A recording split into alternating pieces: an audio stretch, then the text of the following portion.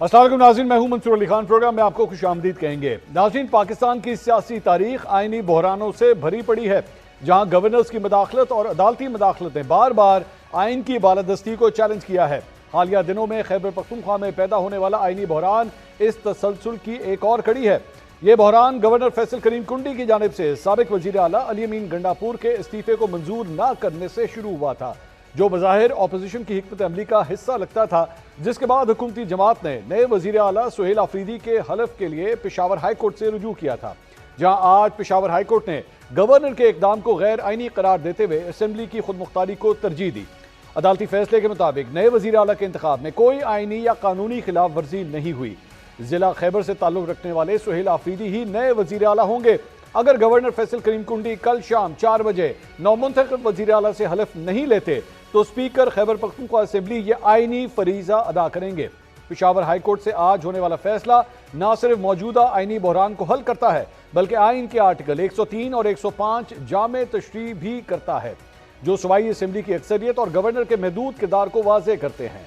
तकरीबन 3.5 साल कबल अप्रैल 2022 में पंजाब में भी ऐसा ही आइनी बहरान सामने आया था, जहां उस वक्त वजीर आला उस्मान बुज़दार ने इस्तीफा दिया था, लेकिन गवर्नर उमर सरफराज चीमा ने इसे मुस्तरद कर दिया था।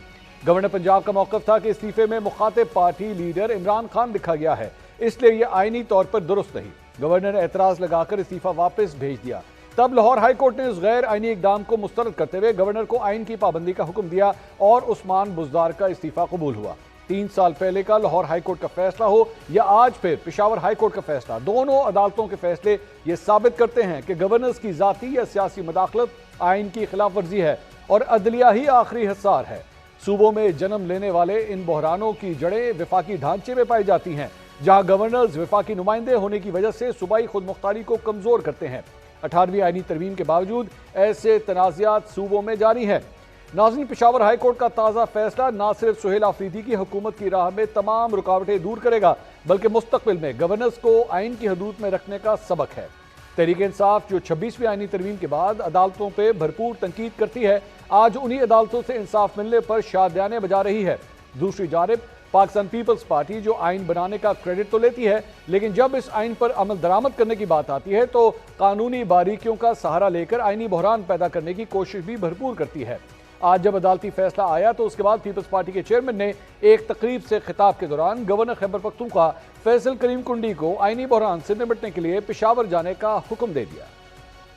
गवर्नर साहब, आपको मेरे ख्याल में पख्तूनख्वा पहुंचना चाहिए। मैं चीफ मिनिस्टर सिंध साहब से रिक्वेस्ट करता हूं कि आप अपना जहाज गवर्नर साहब को दे दें, ताकि गवर्नर साहब जो है वो पख्तूनख्वा पहुंच के आइन और कानून के मुताबिक अपना जिम्मेदारी जरूर पूरा करेगा। जो भी अदालत का हुक्म होगा उस पर अमल दरामद जरूर करेगा।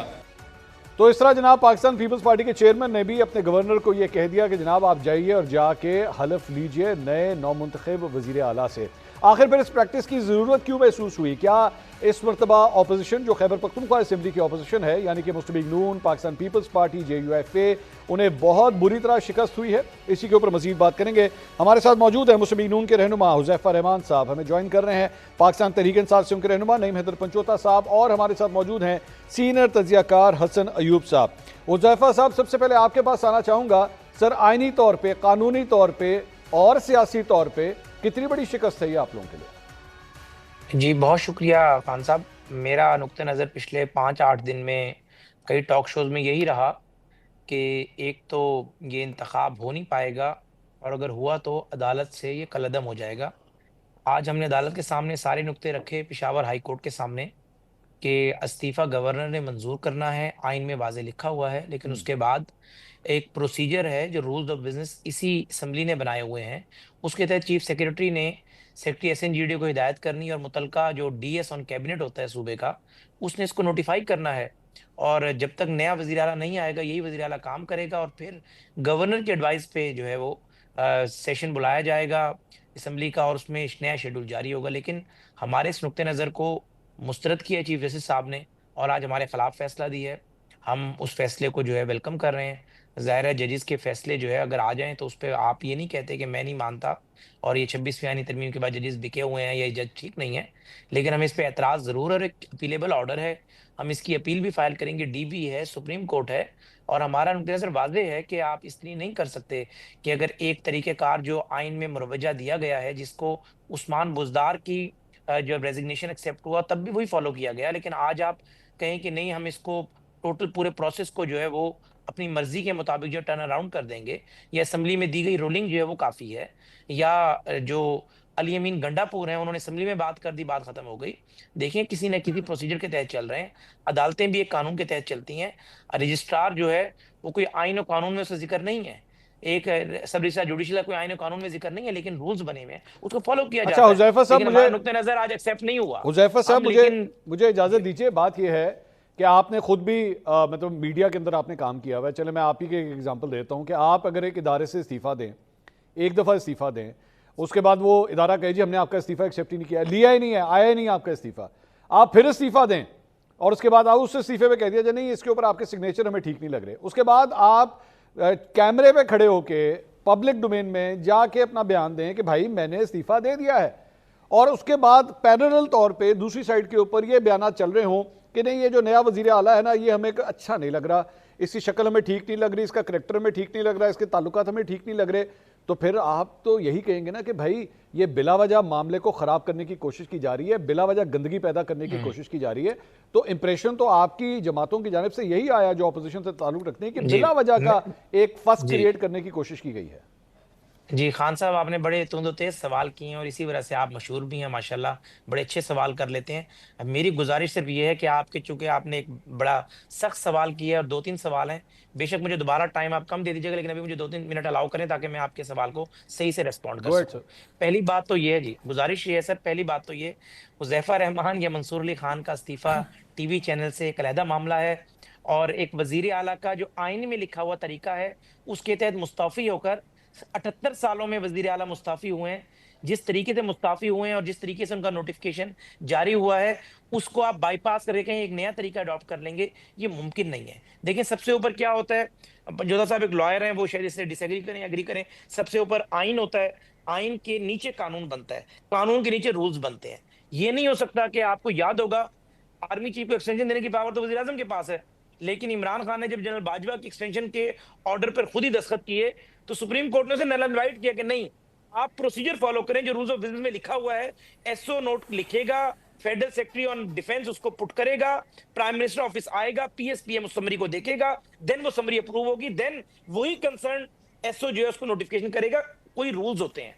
दूसरी बात यह कि हमें एक बिल्कुल चेहरा बहुत पसंद है, बड़े खूबसूरत और खूबरू नौजवान है सोहेल अफरीदी साहब, लेकिन उनका जो ट्रैक रिकॉर्ड या कल उन्होंने इवन की जो स्पीच कर दी, कल उनके पास एक बहुत अच्छा मौका था कि वो जवाब देते अपने तमाम नाक़दीन को, मुझे, अता तारड़ साहब को, बाकी लोगों को, डीजीआईएसपीआर को, सबको, कि जी मैं तो इस तरह का बंदा ही नहीं हूं, मैं तो रियासत के साथ चलना चाहता हूं और मैं किसी भी किस्म के फैसले को अगर करना चाहूंगा तो वफाक और इदारों की मुशावरत से करूंगा, जो मेरा मैंडेट नहीं है मैं उससे तजावुज नहीं करूंगा। ठीक। आज मेरे पास कोई जवाब ना होता, आप लोग भी कह रहे थे, उन्होंने तो कहा कि मैं ठोकर मार दूंगा, कुर्सी छोड़ दूंगा, मैं ऑपरेशन नहीं करने दूंगा। देखें बात वादे है कि अगर तालिबान 80,000 आकर आबाद हुए हैं, उस पे तहरीक इंसाफ भी मानती है, हम भी मानते हैं। तहरीक इंसाफ कहती है पीडीएम दौर में आबाद हुए हैं, हम कहते हैं नहीं तहरीक इंसाफ के दौर में आबाद हुए हैं। हालांकि वो तालिबान थे जो ऑपरेशन राह रास्त और ऑपरेशन राह निजात के बाद केपीके से इन्हें हमने कुछ को जहन्नुम हासिल किया और कुछ को भगा दिया था।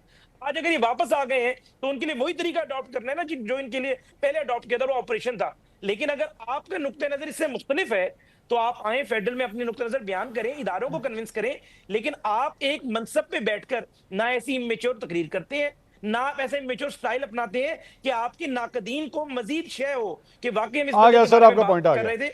जी प्लीज आपका पॉइंट आ गया। नहीं महतर पंचोता साहब, या आपने सारी गुफ्तगू सुन ली सर। कानूनी तौर पे, आईनी तौर पे आप लोगों की आज फतह हुई है, ये केस का फैसला आपके हक में हुआ है, लेकिन हुज़ैफ़ा रहमान साहब ने ये जो मेरे आखिरी सवाल के जवाब में जो पूरा जवाब दिया है, मुझे उससे लगता है कि आगे जो सड़क है उसके ऊपर खड्डे भी हैं, रोड़े भी हैं, स्पीड ब्रेकर भी है, आगे बैरियर भी लगे हुए हैं, नाके भी लगे हुए हैं। बहुत शुक्रिया, बड़ी नवाजिश मंसूर भाई, आपने मौका दिया जी। देखें, पहली बात इन्होंने की इस्तीफे के हवाले से, तो आइन बड़ा क्लियर है। आइन का आर्टिकल 130 की क्लास 8 पढ़ें तो उसमें सिर्फ ये है कि एक चीफ मिनिस्टर इस्तीफा देगा तो बस ऑफिस खाली हो जाता है। कहीं पर वहाँ पर लिखा हो कि वहाँ गवर्नर ने एक्सेप्ट करना है, रिजेक्ट करना है या वापस भेजना है या उज़र लगाना है, तो मुझे वो आइन की शिक मुतलका जो है वो दिखा दें, वो आर्टिकल दिखा दें। नंबर 1, कहीं पर ऐसा नहीं है और ये आज हाई कोर्ट के अंदर भी कोई चीज़ साबित नहीं कर सके। नंबर 1। नंबर 2 बात ये रह गई कि जो रोल अदा किए तमाम जमातों ने एक जमहूरी अमल के अंदर रुकावट डालने के अंदर, जो हमेशा कहते थे वोट को इज्जत दो, वोट को इज्जत दो वाली बात तो ख्वाजा आसिफ साहब ने बाद में तब्दील भी कर दी। उन्होंने कहा जी कि जब इलेक्शन आएगा नज़दीक उस वक्त देखेंगे कि वोट को इज्जत देने वाला नारा दोबारा लगाना है, कैसे इलेक्शन के अंदर आगे जाना है। तो आर्टिकल जो 255 सब क्लास 2 है वो बड़ी वाज़ेह है कि अगर गवर्नर जो है वो हल्फ नहीं लेता तो हाई कोर्ट के पास ये इख्तियार है कि एक नया बंदा नामजद करेगा, जो कि हाई कोर्ट ने आइन को देखते हुए नया बंदा नामजद कर दिया। इस प्रोसेस के अंदर भी डिले किया गया, हालांकि ये कल ही इंतजामी साइट पर देखकर, क्योंकि मैं खुद वहां मौजूद था, हम लेकर गए थे चैम्बर में ही, उन्हें फौरी तौर पर वहां अहकामात जारी कर देने चाहिए थे, लेकिन उन्होंने फिर भी मौका दिया कि गवर्नर को टाइम देते हैं। और आज बिलावल साहब कह रहे हैं कि मैं चीफ मिनिस्टर साहब को कहूंगा कि वो जनाब जाके जो जहाज है वो दे दें अपना और वो गवर्नर साहब खैबर पख्तूनख्वा आ जाएं। तो 8 तारीख को इस्तीफा दिया हुआ है। पहले बिलावल साहब आपने क्यों नहीं जहाज दिया? पहले आपने क्यों नहीं ये पेशकश की? आज आपको इसके ऊपर बयान भी याद है, आज आपको नजर पड़ी है कि गवर्नर जो है वो खैबर पख्तूनख्वा से भाग के जो ही सुहेल अफरीदी का नाम आया और वो आकर कराची में छुप के बैठ गया और वहां से बैठ के ट्वीटिंग कर रहा है कि सिग्नेचर्स मैच नहीं हो रहे। भाई एक बैंकर से मैंने जाके पूछा, मैंने कहा यार ये दस्तखत चेक करो, क्या ऐसे दस्तखत के ऊपर अगर अली अमीन का चेक आ जाए उसके दस्तखतों वाले ये दस्तखत हों तो क्या चेक कैश हो जाएगा? उसने कहा भाईजान 2 करोड़ का 6 करोड़ का चेक लेकर आ जाए, कैश हो जाएगा। अच्छा। तो सिर्फ बहाने, सिर्फ उज़र। मसला क्या था कि ये एक तरीके इंसाफ से हुकूमत छीन के इनके मुताबिक हुकूमत बनाई जाए, चाहे वो पीपल्स पार्टी हो, चाहे वो नून लीग हो, चाहे वो JUI हो, दरखास्तें लेकर पहुंचे हुए हैं। भाई पहले आप मखसूस नशिस्तों के अंदर आपने फैसला नहीं माना और उसके अंदर भी जाकर आप दोबारा गए और फिर जो मखसूस नशिस्तें जिस जमात का हक थी वो कटोरा लेकर आप पहुंच गए।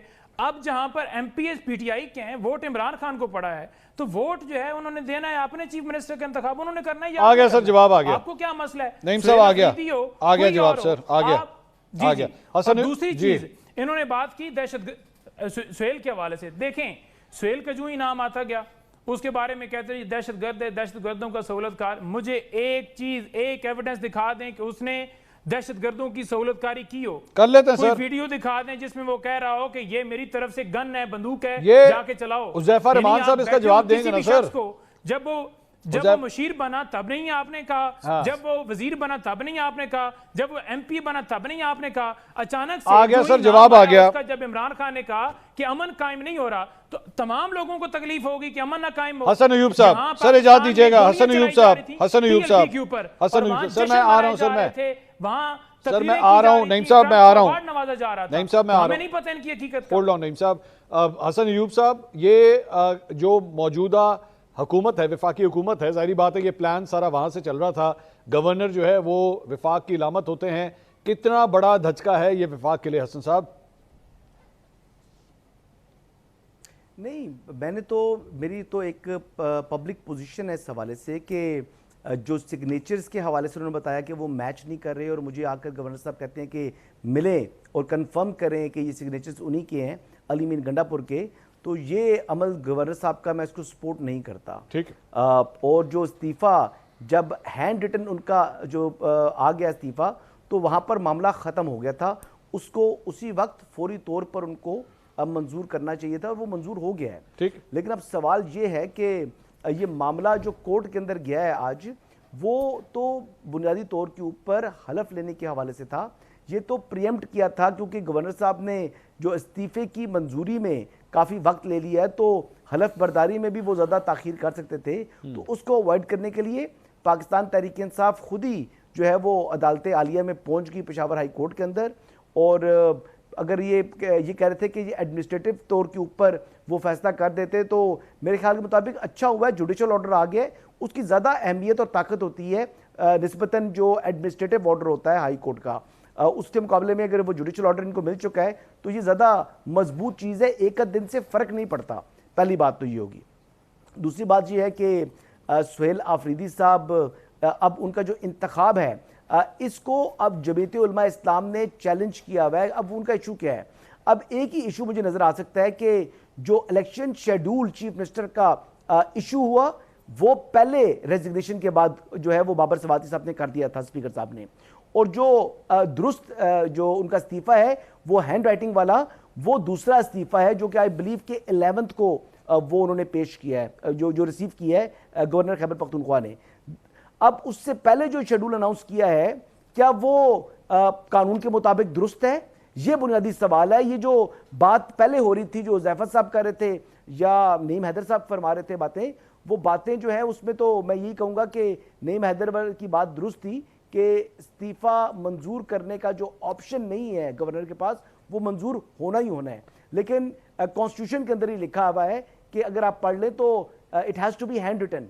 अब हैंड रिटन जो आपका इस्तीफ़ा है उससे पहले ही अगर आपने शेड्यूल अनाउंस कर दिया है तो वो कल कहां खड़ा होगा ये फैसला जो है वो अदालत आलिया करेगी। हसन अयूब साहब, वैसे सर एक रहनुमाई फरमाए, मैं पहले हुज़ैफा साहब से पूछ लेता हूं फिर इसी सवाल का जवाब आप भी दे दिए। हुज़ैफा साहब, मसला क्या है सुहेल आफरीदी साहब के साथ? क्या मसला है सर? ये कोई बम शम बनाते हैं, क्या करते हैं ये? इनका जरा हमें चार्ज तो बताएं इनके ऊपर क्या है ताकि क्लियर हो जाए। मैं उनके चार्ज पे आता हूँ। अगर आप इजाजत दें तो मैं 30 सेकंड में हसन अयूब साहब और अपने भाई पंजोता साहब को रिस्पॉन्ड कर दूं। तो हसन अयूब साहब ने बड़ी खूबसूरती से बातें की हैं, थोड़ा बहुत जरा मुझसे उन्होंने डिसएग्री किया है, लेकिन एक्चुअल नुकता वही है कि प्रोसीजर की जो गलतियां हैं और इस्तीफा जो है वो बाद में मंजूर हुआ और शेड्यूल पहले आ गए, सारी चीजें हैं जो ज़ाहिर है हम कोर्ट में भी इसी ग्राउंड पर गए हुए हैं।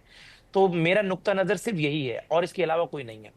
बाकी जो बात की आपने कि सुहेल अफरीदी साहब से हमें क्या मसला है, कल सुहेल अफरीदी साहब की स्पीच जो है असेंबली में वो कहते हैं कुछ भी ना कहा और कुछ कह भी गए, वो एक वजीर आला की तकरीर नहीं थी। अगर आपके मुतालिक कोई इंतहाई राय किसी कॉर्नर से आ भी रही है तो आप में इतना फन होना चाहिए कि आप अपनी बात सामने रखकर अपने नाकदीन को भी अपने हक में कन्वर्ट कर लें। लेकिन आपने कहा कि मैं ऑपरेशन नहीं करने दूंगा, मैं ये नहीं करने दूंगा। जो आपने जबान इस्तेमाल की, जो तलखी उनके अंदर मौजूद थी, जो एंगर मौजूद था, वो इस तरह की जबान इस्तेमाल कर रहा है, यानी उसके ऊपर जो चार्जशीट थी उसने उसको एंडोर्स किया। और बाकी जो आप बात कर रहे हैं, देखिए मैं आज आपके प्रोग्राम के तवज्जुह से आपके सामने गोश गुजार करूंगा कि जिस फॉर्म 45 की हम पे इल्जामात लगाते हैं कि पंजाब में फॉर्म 45 और फॉर्म 47 तैयार किए गए, वही फॉर्म 45, 47 और इलेक्शन के अंदर इनके मुखालफीन को बाहर ना निकलने देना, तहरीक इंसाफ के लिए वो सारा काम टीटीपी ने किया, तहरीक तालिबान पाकिस्तान ने। मौलाना फजलुर रहमान के उम्मीदवारों को ना कैंपेन चलाने दी। आज ये उस अच्छाई का बदला लुटाना चाहते हैं, बार बार ये बात कहकर कि ऑपरेशन तो इन्हें पता है कि होना है, ये जान के बात कर रहे हैं कि हम ऑपरेशन की हद तक विसा मुखालफत कर रहे हैं ताकि कल कला वही टीटीपी का मतलब उनकी प्रेस रिलीज ना आ जाए हमारे खिलाफ कि इनको तो एमपी हमने बनाया है। फजलुर रहमान और एमपी रोना रोती है कि आप पंजाब की बात तो कर रहे हैं, सिंध की बात तो कर रहे हैं, कराची की बात कर रहे हैं, लेकिन हमारे केपीके में टीटीपी के लोगों ने हमारे उम्मीदवारों को बाहर नहीं निकलने दिया और इन्हीं अफरीदी साहब, सुहेल अफरीदी जैसे लोगों को कामयाब कराने के लिए पूरा उन्होंने रोल पैदा किया, इसलिए आज ये ऑपरेशन की मुखालफत कर रहे हैं, वरना ऑपरेशन की मुखालफत तो कोई नुकता नजर ही नहीं है। नईम साहब, चले मैं पूछ लेता हूँ ना सर, अभी क्लियर हो जाता है। नईम साहब, क्या इशू है सर आपको ऑपरेशन के साथ? ये जो इतने संगीन इल्जामात हैं कि आप लोगों के ताल्लुकात हैं टीटीपी के साथ, इसको क्लियर कर दें सर, बता दें आपके क्या राय है इस बारे में। मंसूर भाई, बात यह है कि पहली बात इस बात पे कर ली जाए कि मेरिट क्या बनता है सुहेल अफरीदी का। तो मेरिट ये बनता है कि सुहेल अफरीदी एक आम आदमी है, एक आम वर्कर है। सुहेल अफरीदी नीचे से आया है, ISF से आया है, तहरीक इंसाफ का पुराना कारकुन है, जागीरदार नहीं है, मालदार नहीं है, 5 मरले का उसका घर जो उसने किराए के ऊपर लिया हुआ है, जो उसका भाई बाहर पढ़ने के लिए गया वो भी वो कर्जे पे वो उसने अपने भाई को वो स्टडी करा रहा है। सुहेल अफरीदी एक आम आदमी है, नीचे से आया, ग्रास रूट लेवल से उठा है, 15 साल उसने स्ट्रगल की है। इमरान खान साहब के साथ वो डट के खड़ा रहा है, उसके ऊपर केसेस हुए, उसके ऊपर तमाम जबर हुआ, हर तरह के उसने फेस किया, उसको उठाया भी गया, लेकिन वो इमरान खान के साथ देता रहा। और इमरान खान ने नौजवानों की आवाज़ सुनते हुए ये कहा कि नौजवानों से ISF से मैं एक वज़ीर आला का इंतखाब करूँगा। और इमरान खान की यही खूबी है कि वो नहीं देखते कि उनका भाई होगा, रिश्तेदार होगा, उनका कोई जो है वो सर वो आ गया सर, उसमें कोई राय नहीं है सर, प्रायोरिटी देखते हैं। उसमें कोई दो राय नहीं सर। ये टीटीपी वाली बात बताइए, इस पे बात करें। आपको नवाज शरीफ होना पड़ेगा, आपको नवाज शरीफ का भाई होना पड़ेगा, आपको नवाज शरीफ की बेटी होना पड़ेगा, आपको नवाज शरीफ का भतीजा होना पड़ेगा, और साथ जरदारी की तरफ अगर आप चले जाएं उस खानदान की तरफ भुट्टो साहब के बाद उनकी बेटी, और फिर जरदारी साहब के साथ बिलावल साहब, इसी तरह JUI, तमाम जमातें, वहां तो मरूसी, वहां तो जो मेरिट है वो तो ये है। तो जहां आपने इस वज़ीर आला के हवाले से TTP की बात की और अमन के हवाले से बात की, तो हमारा मौक़िफ़ शुरू से यही है जो इमरान खान साहब 20-25 सालों से 2004 से कहते आए हैं, जो आज हमें ये दरस दे रहे हैं या हमारे ऊपर इल्ज़ाम लगा रहे हैं तालिबान के हवाले से, जो खुद ज़िया-उल हक़ जिसने तालिबान को बनाया वही ज़िया-उल हक़ जिसने नवाज शरीफ को भी बनाया। तो जो ज़िया-उल हक़ की जो बाकियात हैं वो हमारे ऊपर इल्जामात लगा रहे हैं तालिबान के हवाले से कि हम कोई उनके सहूलतकार हैं, हम चाहते हैं कि दहशतगर्दी हो। तो आप हमें दिखा दें। नईम साहब, ज़िया-उल हक़ की बाकियात को तो आप लोगों ने खुद अपना दुपट्टा पहनाया था पाकिस्तान तहरीक इंसाफ का। सर, किसने दुपट्टा पहनाया था? इमरान खान साहब ने एजाजुल हक़ साहब को, उनके साहबजादे को, ज़िया-उल हक़ साहब के अपने साहबजादे को। सर देखें, और उमर अयूब साहबजादे को देखें, उमर अयूब, देखें, हम कोई भी जिसने आइन तोड़ा हम उसके हक में कभी भी नहीं है। हम हमेशा कानून और आइन के साथ खड़े होने वाले। आपके अंदर तो जुर्रत ही नहीं है। आप तो नोबेल प्राइज दे रहे हैं ट्रंप साहब को। एक तरफ पाकिस्तान में TTP के कारकुनों के ऊपर शेलिंग, लाठीचार्ज, गोलियां, उनको शहीद बख्तरबंद गाड़ियां उनके ऊपर चढ़ रही हैं, और दूसरी तरफ आप उधर देखें कि सरमनियां मनाई जा रही हैं और अमन के अवार्ड दे रहे हैं। नहीं, मैं बता रहे हैं फलस्तीन के हक में नईम साहब, मैं आपसे सवाल कर रहा हूं, नईम साहब मैं आपसे सवाल कर रहा हूं कि एजाजुल हक़ साहब को क्या इमरान खान साहब ने पाकिस्तान तहरीक इंसाफ का दुपट्टा पहनाया था कि नहीं पहनाया था? बताइए। देखें, फॉर एग्जाम्पल अब उमर अयूब साहब, ठीक है जी, उमर अयूब साहब जो हैं वो अयूब साहब के बेटे थे, तो इसका मतलब ये है कि वो सारे का सारा मलबा जो है उमर अयूब साहब पे डलेगा। जो शख्स हक की बात करेगा उसकी और बात है, जो हक के खिलाफ खड़ा होगा हम उसकी बात करेंगे। हमने ज़िया-उल हक़ को कभी सपोर्ट किया है?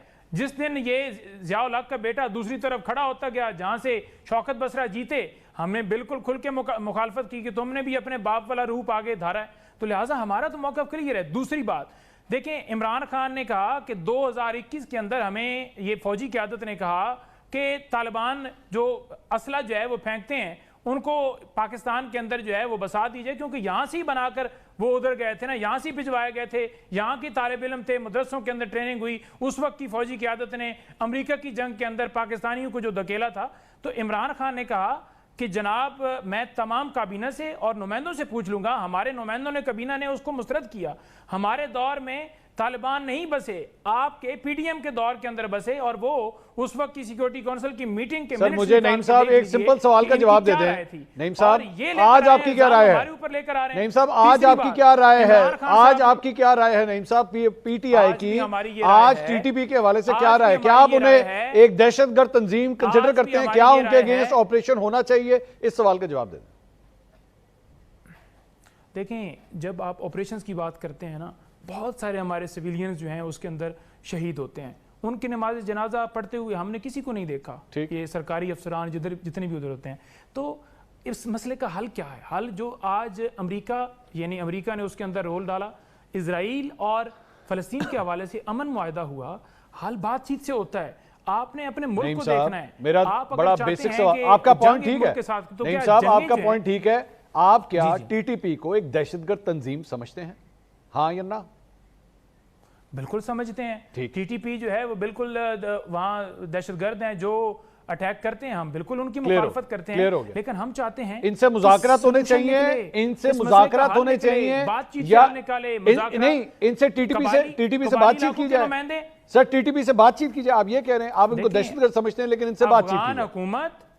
अफगान हुकूमत और अफगानिस्तान के वहां के अवाम, पाकिस्तान के कबायली जो अजला के नुमाइंदे, पाकिस्तान की हुकूमत, पाकिस्तान की फेडरल वफाकी हुकूमत, उसमें पॉलिसी बनाकर एक वफ्द जिसमें केपी की हुकूमत के नुमाइंदे वजीर आला समेत वो शामिल हों, जाएं, बात करें, कहें कि आपकी सरजमीन इस्तेमाल हो रही है, कर दिए हुए सर, ये जो है वहां से हो रही ये है, हो गया तो हुआ इसका नईम हल साहब। निकालिए। नईम और साहब हम ये जो है यहाँ नईम से साहब अगर हमारी एक सरजमीन मिनट इस्तेमाल सर, एक होगी, मिनट, क्योंकि वो इल्जाम हमारे पे नईम लगाते साहब हैं, सुने, तो एक हम मिनट नईम आपके साहब एक साथ मिनट, cooperate नईम साहब करेंगे। सुने मेरी बात। अगर अमेरिका के कहने के ऊपर हम चाहते हैं कि दहशतगर्दी बढ़े तो हम तो नहीं इसको support नईम करेंगे। साहब ये आपने सारी की उनके सारी पीछे प्लानिंग जो है, नईम साहब आपने उनके वजीर खारजा की गुफ्तगू सुनी जी। है जो उसने दिल्ली में बैठ के वहां पे प्रेस कॉन्फ्रेंस की है। उसने कहा जी हमारे यहाँ से कुछ भी नहीं हो रहा, हमारे यहाँ पे कोई ऐसी बात नहीं, हमारे यहाँ पे ना टीटीपी का कोई वजूद है और ना यहाँ से उनके हमारी कोई बेसिस को इस्तेमाल किया जा रहा है। अब बताएं क्या करना है आगे, वो तो मान ही नहीं रहे, तो आप उनसे क्या बातचीत करेंगे?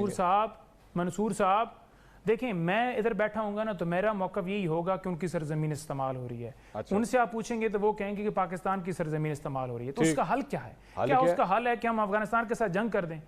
ठीक है, जंग कर दें, तो ये हल नहीं है। हल ये है कि आपका ब्रादर मुल्क है, मुसलमान मुल्क है, आप पहले किसी की जंग, रूस की जंग थी, अमेरिका के कहने के ऊपर यहां से आपने पहले लोग भिजवाए, उस वक्त की फौजी क्यादत ने, अब दोबारा आप जंग की तरफ जाना चाहते हैं? यार खुदा का नाम ले, हम चाहते हैं पाकिस्तान में अमन हो, चाहे केपी हो, चाहे बलोचिस्तान हो, चाहे पंजाब हो, चाहे सिंध हो, चाहे एजेके हो, चाहे जीबी हो, पूरे पाकिस्तान की हम बात कर रहे हैं। एक जगह पर हमारी हुकूमत है, हम पूरे पाकिस्तान की बात करते हैं। आपको ये है कि आप चाहते हैं कि वहां अमन ना हो, तो ये आपकी सोच है, हम उस सोच को एंडोर्स थोड़ी करेंगे। चले, हम उसके अंदर ठीक है, आपका पॉइंट ऑफ व्यू सर, आपका पॉइंट ऑफ व्यू कि अमन कायम हो। ठीक है। हसन अयूब साहब, ये आपने सर उनका सुन लिया कि भाई हम सिर्फ ये चाह रहे हैं कि अमन कायम हो, यहाँ पे गोली ना चले, क्योंकि गोली से जो है वो आम सिविलियन जो है वो भी टारगेट होता है। क्या कहेंगे इस पे हसन साहब?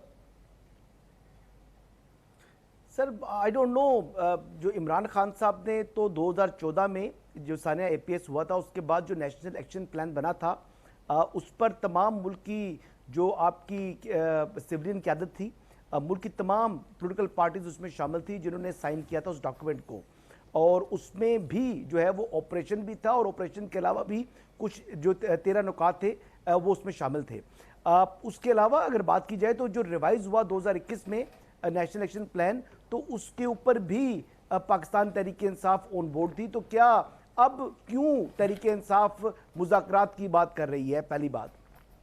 दूसरी बात, जो नईम हैदर पंचोता साहब बात कर रहे हैं कि इस वक्त अफगानिस्तान की जो तालिबान की एक काबिज हुकूमत है, जो तालिबान रजीम है, उन्होंने तो दोहा एग्रीमेंट के अंदर ये बात जो है एक्सेप्ट की थी कि वो जल्द अज जल्द अफगानिस्तान के अंदर जमहूरियत को जो है फाल करेंगे, वहाँ के लोगों को ये इख्तियार होगा कि वो वहाँ अपनी हुकूमत जो है वो तश्कील दे सकें।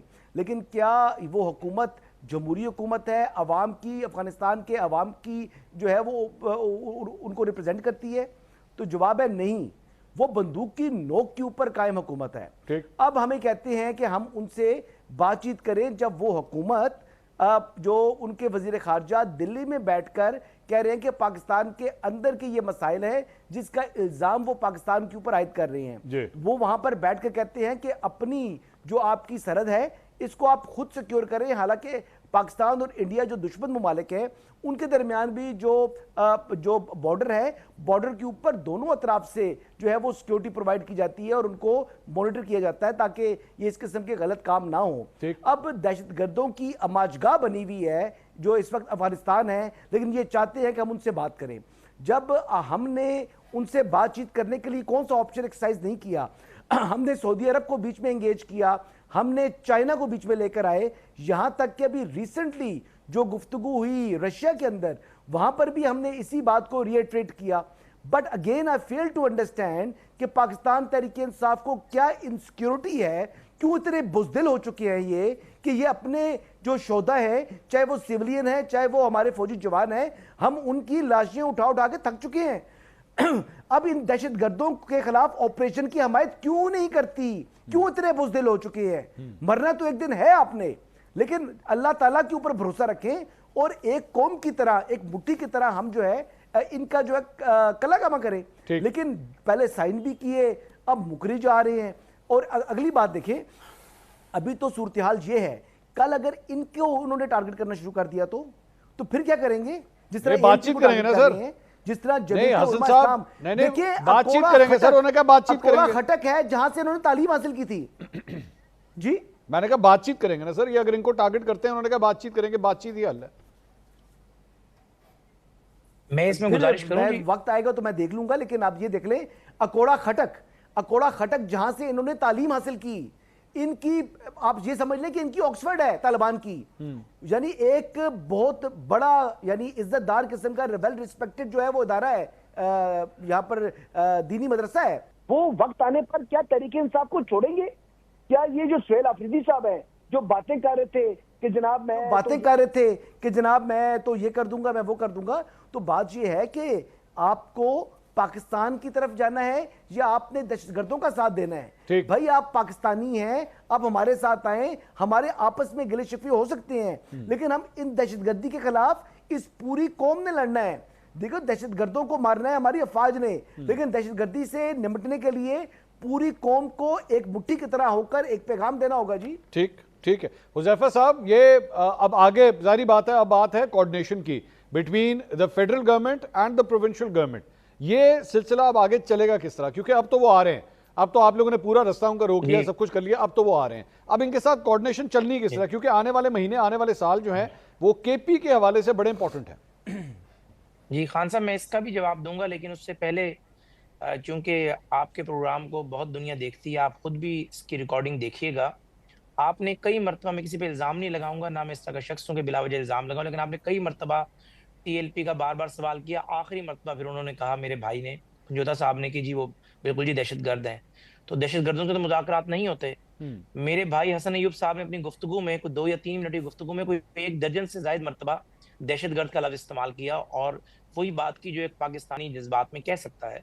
लेकिन आपने ये देखा, क्योंकि वजह पंजोता साहब नहीं है, पंजोता साहब को मेरे भाई हैं, लेकिन इनकी जमात को, इन्हें है या नहीं मुझे नहीं पता, लेकिन इनकी जमात को ऑफिशियल हिदायत है, और ये बात मैं हसन अयूब साहब के भी गोशगुजार करना चाहता हूँ, इंतहाई अदब से इन्वेस्टिगेटिव जर्नलिस्ट की तहकीक कर लें। 2024 के इंतखाबात में तहरीक तालिबान पाकिस्तान ने बानी तहरीक इंसाफ के पैगाम जेल से जो उन्होंने भिजवाया, उसके बाद सपोर्ट ही इस कंडीशन पे की कि आप जब हुकूमत में आएंगे तो हमें दोबारा आबाद करेंगे, अगर हम आबाद हुए हुए हैं तो हमें फैसिलिटेट करेंगे, हमारे खिलाफ ऑपरेशन नहीं होने देंगे। ये उस मजबूरी के हाथों जो है अपने लोग मरवा भी रहे हैं। इनका वजीर आला तहलीम गंडापुर, वो मगरिब के बाद डेरा इस्माइल खान में सी पैक रूट से जा नहीं सकते, कई लोग इनके वहां पर जाहिर है निशाना बन रहे हैं, इनके अपने वोटर्स को निशाना बन रहे हैं। लेकिन चूंकि ये एक स्ट्रॉन्ग कमिटमेंट में है तहरीक तालिबान पाकिस्तान के साथ, भाई आप तो केपीके में बैठे हुए हैं ना, आप अब तक मुज़ाकरात उनसे कर चुके होते, कम से कम केपीके में अमन कायम कर चुके होते। सिर्फ एक हुकूमत की कॉस्ट के ऊपर, अपने 80, 85, 90 एमपीएस हासिल करने की कॉस्ट के ऊपर आपने पूरा केपीके के हवाले किया है। ये क्रिमिनल नेग्लिजेंस है, उज़ैफा साहब, ये उज़ैफा साहब, ये सर एक मिनट सुन लें, I am again telling you sir, एक मिनट आप इस वक्त जिस जगह पे बैठे हुए हैं, क्या आप गालिबन वजीर आजम हाउस में इस वक्त बैठे हुए हैं, कहीं और बैठे हैं? किधर बैठे हैं? नहीं, मैं अपनी मिनिस्ट्री में बैठा हूं जी। आप अपनी मिनिस्ट्री में बैठे हैं। सर, आप अपनी मिनिस्ट्री में बैठ के ये जो कुछ भी अभी थोड़ी देर पहले आपने गुफ्तगू की है, ये आपकी खबर है या ये आपकी थ्योरी है? पहले ये बताइए। नहीं, कोई थ्योरी नहीं है, हमारे पास ऐसी मालूमात मौजूद हैं कि बेसिकली तहरीक इंसाफ को इस दफा हुकूमत में लाने में इसी 80,000 जत्थे के लोगों का हाथ है।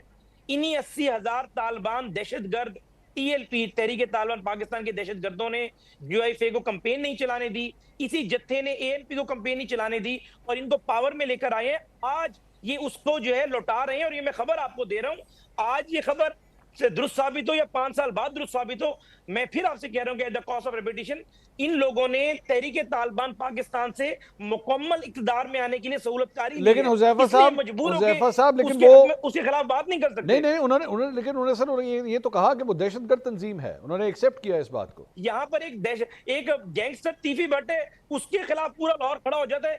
दहशतगर्द लोग हैं, आपकी मेजर कैप्टन को मार रहे हैं, एक दर्जन फौजी जवानों की लाशों के तोहफे वो भिजवाते हैं। आपके पूरे केपीके में लॉ एंड ऑर्डर खत्म हो गया है। आप कहते हैं हमारे पास नाइट गॉगल्स नहीं है, आप कहते हैं हमारे पास दादेकार नहीं है, आपके थानों पे वो कब्जा कर लेते हैं। जो मुराद से रैलियां निकाला करता था कि तालिबान को दोबारा आबाद ना करें, जो आपका नैरेटिव है, आज हम कह रहे हैं कि अगर वो आबाद जिस दौर में भी हो गए, जिसने भी ब्लंडर मार दिया, आज हमें ऑपरेशन करने दे। आप कहते नहीं हम ऑपरेशन नहीं करने देंगे, आप कहते नहीं जी उनसे बातचीत करें, तो बातचीत भी आप लोग कर लें। आप खुद गवाह हैं इस बात के, हमारे डीपीएम गए, हम अफगानिस्तान गए, जो हमारा जो है अफगान तालिबान के लिए, सिराजुद्दीन हक्कानी ग्रुप के लिए जो पाकिस्तान ने माजी में किया सबको पता है। हमने पूरी अफगान अक़वाम को पाकिस्तान के अंदर मेहमान नवाजी थी। आज उस मेहमान नवाजी का आप हमें ये दर्ज दे रहे हैं कि आपने 3 दिन पहले बॉर्डर पर अफगान फोर्सेस ने हम पर हमला किया। सर इसे मुकम्मल कर रहा हूं सर, सिर्फ 30 सेकंड प्लीज कर ले। आप सर अफगान फोर्सेस ने 3 दिन पहले आपके फौजियों पे हमला किया है, आपने 2-3 लाशें उठाई हैं। तो आप लोग अगर अपनी ये थ्योरी रखते भी हैं, इसकी हम कदर करते हैं, तो ये बंद कमरों में दें, या आप अपने इदारों को दें, या आप फेडरल गवर्नमेंट को दें। लेकिन अगर मरकज ये तय कर ले, अफवाज पाकिस्तान ये तय कर लें कि इन खारजियों का हमने मुकाबला करना है, इन्हें एलिमिनेट करना है, तो खुदारा 2 इंच की मस्जिद ना बनाए। इस तरीके से हमें सोहेल अफरीदी से कोई उसका चेहरा बुरा नहीं लगता, ना उसकी जात से नफरत है, वो अच्छे तरीके से कोऑर्डिनेशन से चले। यंग बच्चा है, आया है, हम भी यंग है, अगर यंग ब्लड ताकत में आ रहा है, पावर में आ रहा है, अच्छी बात है। लेकिन यंग ब्लड ये ना करे कि क्योंकि उसको यंग बंदे को अगर अल्लाह के बाद वजीर आला किसने बनाया है तो खान ने बनाया है, और खान ने कह दिया है कि तुमने तालिबान की सपोर्ट करनी है। अगर आप ये काम करेंगे, फिर इंतहाई माजरत के साथ मैं हाथ जोड़ के आपसे माजरत करता हूं, फिर आपकी वजारत आला एक सेक्शन अफसर के 18वें स्केल के 2 लाइनों की मार है, क्योंकि पाकिस्तान से ऊपर कोई नहीं है। हुजैफा रहमान भी पाकिस्तान से ऊपर ये क्या मतलब था इस बात का, 18वें सेक्शन की 2 लाइनों की मार है सर? ये जी मैं अर्ज कर देता हूं सर। देखिए अगर सर अर्ज ये है कि अगर आपने जो असम्बली में तकारीर की है, आप अगर जिन 80,000 मुसल्ला आपकी अफवाज और सिविलियन को जिन लोगों ने शहीद किया है, अगर आप उनके ऑपरेशन में रुकावट बनेंगे, अगर आप उनके सिंपैथाइजर बनने की कोशिश करेंगे, अगर आप मरकज की पॉलिसी के अंदर जो है रखना डालेंगे, तो फिर हमारे पास आइन की मुतलका सेक्शंस में वो जाहिर है वो चीजें मौजूद हैं कि फिर हम मजबूर होंगे, हम एक्शन लेंगे। हम केपीके की आवाम को इस तरीके से एक ऐसे बंदे के हवाले नहीं कर सकते। आइन में कौन सी ऐसी सर है मौजूद? सर 2-3 सेक्शंस हैं, मैं सर 2-3 सेक्शंस हैं। गवर्नर राज का ऑप्शन है, उसके अलावा हमने गवर्नर राज के लिए आपको पार्लियामेंट की सपोर्ट चाहिए होगी, प्रोविंशियल असेंबली की सपोर्ट चाहिए होगी। जी गुजारिश सर मैं वही कर रहा हूं। गवर्नर राज है, एज ए स्पेशल केस हम सुप्रीम कोर्ट से रजू कर सकते हैं। उसके अलावा भी आइन की मुतल्लिका सेक्शंस हैं। तो हम कहने का मकसद ये है कि सोहेल अफरीदी के अगर माजरत के साथ वो अगर इलेक्टेड आदमी है, लेकिन मेरी बात बुरी ना लग जाए, लेकिन अगर वो कोई दहशतगर्दाना इकदाम करेगा या दहशतगर्दाना लोगों का सिंपैथाइजर बनेगा, तो फिर वो सेक्शंस जो हैं रिवोक होंगी और फिर हम एक्शन लेंगे। ये नईम साहब, ये मैंने कहा, इसके अलावा एक बात और भी है मंसूर साहब, अगर मुझे जी हसन साहब जी एक छोटी सी बात करना चाहूंगा। देखिए ना, अब जो रेफ्यूजीज आए हुए हैं, ये फेडरल गवर्नमेंट ने उनको उस जमाने में जब अफगान रेफ्यूजीज आए थे तो हमने उनको वेलकम किया था। अब फेडरल गवर्नमेंट ने ही जो डिसाइड किया हुआ है कि ये तमाम रेफ्यूजीज, अफगान रेफ्यूजीज ने वापस जाना है। अब ये वफाकी हुकूमत का जो फैसला है, इसके रास्ते में रखना नहीं डाल सकती सूबाई हुकूमत। अब इन रेफ्यूजीज को हम वापस भेज रहे हैं, और अगर ये तहरीक इंसाफ कहती है जी कि हम अफगान रेफ्यूजीज को वापस नहीं जाने देंगे, तो ये उनका इख्तियार नहीं है। जब अगर अपने इख्तियारात से तजावुज़ करेंगे तो फिर उसका कॉन्सिक्वेंस आएगा। उसका कॉन्सिक्वेंस जो 2 कॉन्सिक्वेंसेस बता रहे हैं हुज़ैफा रहमान साहब, अगर देखें ना, अगर मिसबिहेव करना शुरू कर देंगे तो फिर ये जो बातें बयान कर रहे हैं, इनके अलावा भी बहुत सी चीज़ें आ जाएंगी। मैं आपको ये भी बता रहा हूँ, इनके अलावा भी तो अभी तो समझ लें कि उनका एक किस्म का अभी तो वो इन्होंने नोटिफाई होना है ऐसा चीफ मिनिस्टर। वो चीफ मिनिस्टर नोटिफाई होने के बाद अभी उनका बड़े इम्तिहान है। अगर बेहतर यही है कि आप कोऑपरेट करें एज ए चीफ एग्जीक्यूटिव, आप पाकिस्तान का हिस्सा बने। अगर अपनी 1.5 इंच की मस्जिद बनाकर आप अपना अलग से एक ब्लॉक बनाने की कोशिश करेंगे तो ऐसा मुमकिन नहीं होगा। नहीं मैं पंचोता नहीं सर, दूसरी बात ये कि मैं सिर्फ एक बात एक और इसमें ऐड कर दूं, आप सूबे के वजीर आला हैं, आप अपने सूबे की बेहतरी के लिए, हेल्थ रिफॉर्म्स के लिए, सर सिर्फ 1 मिनट पंचोता भाई, 1 मिनट सिर्फ, आप हेल्थ रिफॉर्म्स के लिए, एजुकेशन रिफॉर्म्स के लिए, लॉ एंड ऑर्डर के इंडिकेटर्स के लिए हमसे लड़ाई लड़े, आप बात करें, आप जो कर रहे हैं हम आपको सपोर्ट करेंगे। लेकिन अगर आप कहेंगे कि हमने टीएलपी के खिलाफ, टीडीपी के खिलाफ ऑपरेशन में रुकावट बननी है, फिर मादत के साथ हमारी तरफ से जो है जाहिर है जो मुतलका कानूनी तरीका है, शिकें हम उनको एक्टिवेट करेंगे। नहीं मैदर पंचोता साहब, ये कौन सी लाइनें हैं? 2 लाइनें, 18वीं जो है वो स्केल का सेक्शन ऑफिसर 2 लाइनें लिखेगा और वजारत आला चली जाएगी। सर ये तो बड़ी सख्त बातें कर रहे हैं दोनों अफराद। नईम साहब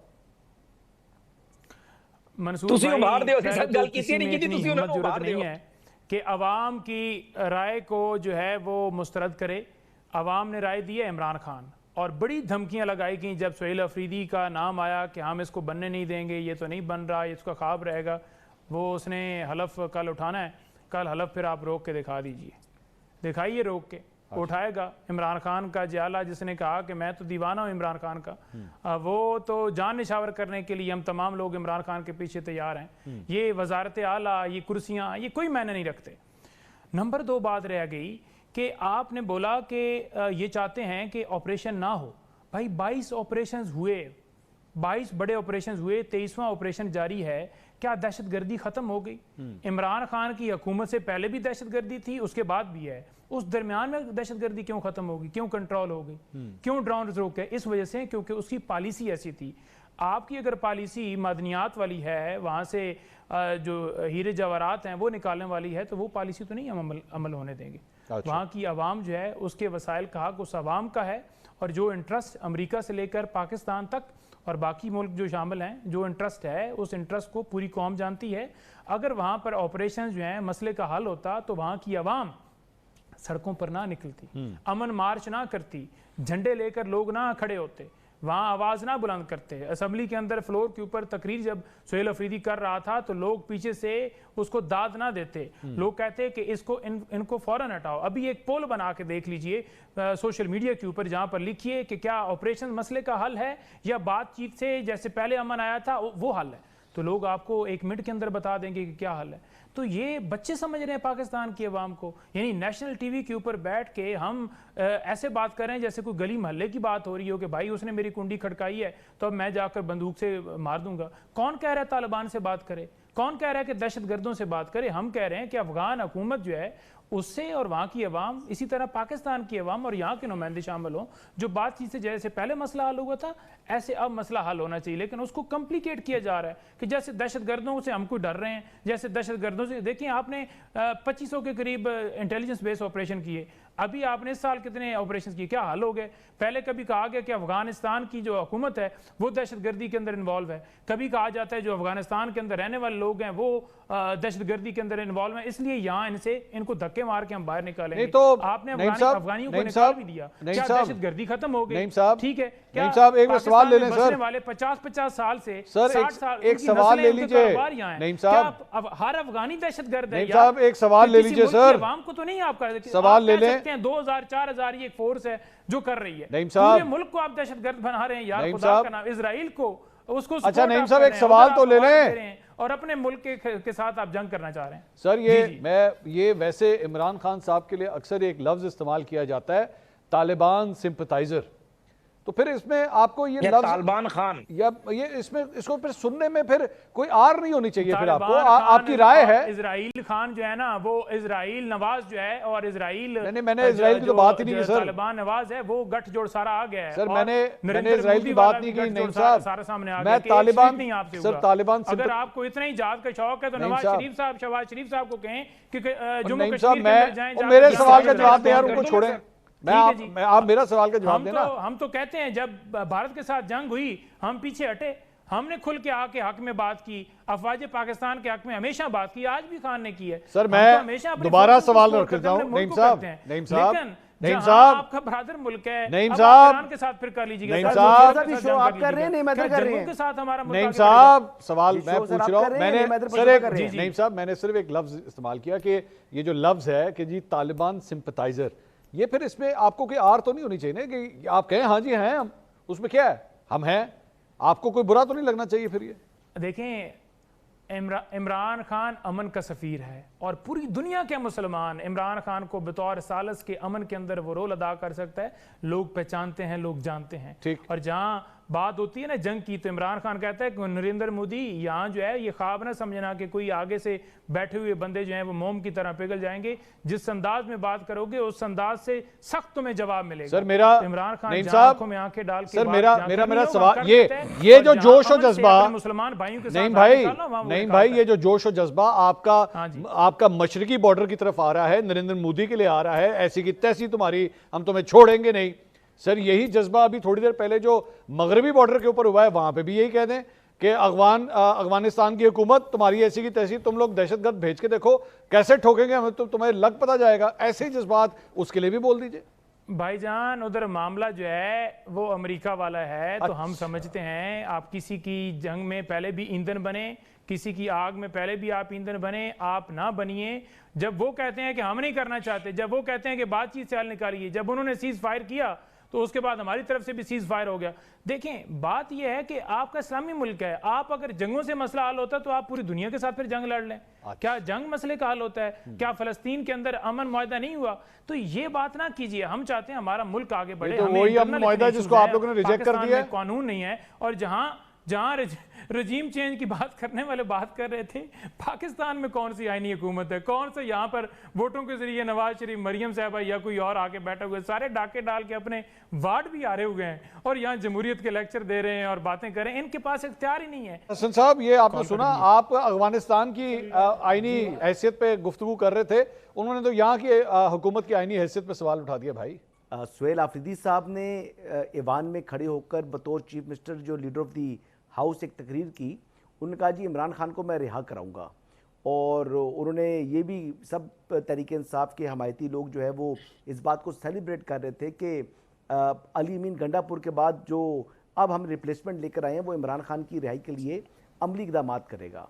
मैं खाली ये बताऊं कि अगर पंजाब हुकूमत और वफाकी हुकूमत ना चाहे तो रिहा कराना तो दूर की बात है, ये इमरान खान से मुलाकात नहीं कर सकते सुहेल अफरीदी साहब। अच्छा, और मैं ये अगर चाहते तो पहले जाकर मुलाकात कर लेते ना अपने लीडर से। वो तो इश्क़ इमरान में मुब्तला थे, उनको तो चाहिए था कि जाते आज जो वहाँ पर मौजूद होते वहाँ पर अडयाला के बाहर कि जी मुझे अवान ने मुंतखब किया है, मैं अपने लीडर को मिलना चाहूँगा। लेकिन नहीं, वो वहाँ पर अभी नहीं गए, वो अभी अपना जो है ना हलफ लेना चाह रहे हैं। बात ये है, ये सियासी बयानात होते हैं, ये बातें हैं, ये इमरान खान की रिहाई मैं करूँगा, कोई फ़र्क नहीं पड़ना। कौन सा ऐसा तीर जो उस वक्त अली अमीन गंडापुर ने नहीं चलाया जो आके सुहेल आफरीदी साहब चला देंगे? तो ये खाली लफ्जी जमा खर्च है।